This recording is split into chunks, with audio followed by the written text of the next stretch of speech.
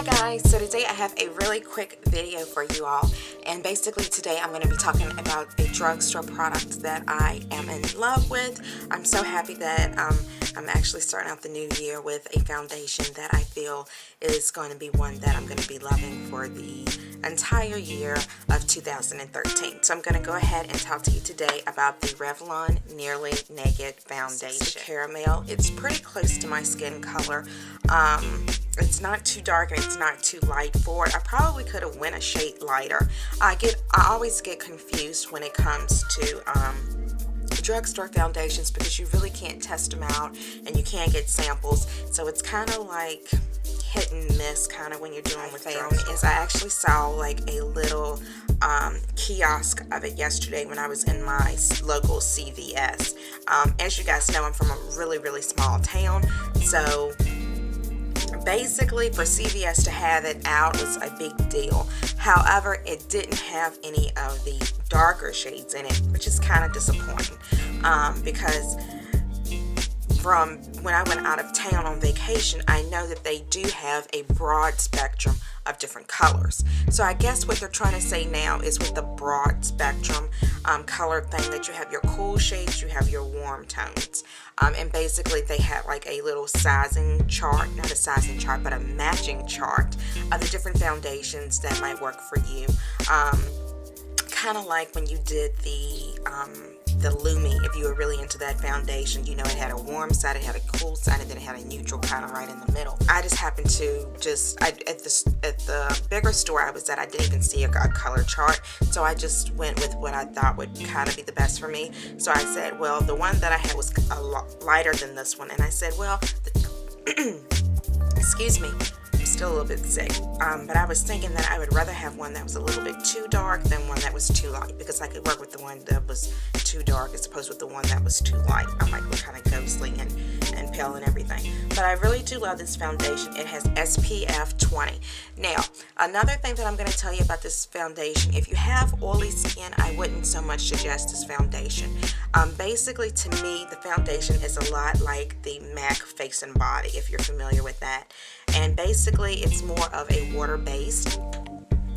And I don't know if you can hear it when I shake it up, but it does sound like it's water-based. Basically, with this foundation, you're going to get light to medium coverage. It's not a full coverage foundation. You can build it by mixing it with one of your favorite foundations. But basically, this is really light. It's kind of airy. It really feels like you have nothing on your skin. So that's what I love about it.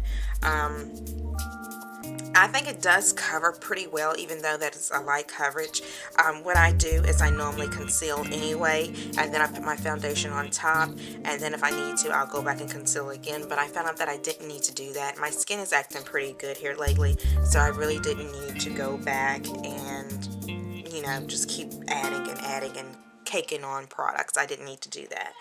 So I really like this foundation. I would definitely recommend it to anyone that is out there that's looking for a foundation with SPF, to want something really light. With flash photography, so far everything's been so good. I really haven't had any problems with it. If you are oily, what I would definitely suggest that you do and you want to try this foundation, I would definitely suggest that you just set it with a powder.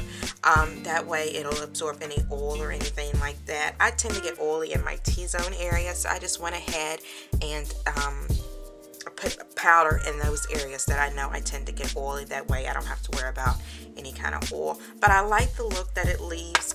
I'm going to just look in a mirror right now. It's not a dewy look. It's not over the top dewy, because like I said, I just really put it in the places that I need it.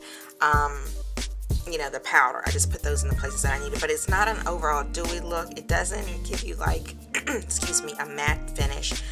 So if you're looking for something with a matte finish, this isn't it, because you do have like that little bit of a glow with your skin. It just looks really natural to me. You know, some foundations you put them on and it's really matte and it's almost like your face is gonna crack, kind of matte kind of thing. You're not gonna get that with this. Like I said, it's light to medium coverage. It's just a really good all over foundation. I absolutely love it. I compare it to the MAC Face and Body foundation. and I haven't had any problems with it with taking photos or whatever. I will also leave you pictures so you can actually see and be your own judge of what you think. I'm just going to zoom in really quickly so you can actually see the coverage that I have with this. So like I said, I did conceal underneath the eye area earlier this morning, and it doesn't really get rid of it. It doesn't really hide any kind of imperfections that you have, but at the same time, it's like it doesn't hide them. They're still there, but they're not as noticeable. They're not as red. They're not that pigmented. So that's really good. And as you can see, this is highlight and blush and everything, and I did powder down the center of the nose. So it does give off that nice, really, I think, just nice kind of dewy look with this foundation. So there you guys have it. I hope the review was helpful. I will be posting pictures afterwards, and that's it. Thank you guys so much for watching, and I'll see you next time. Bye.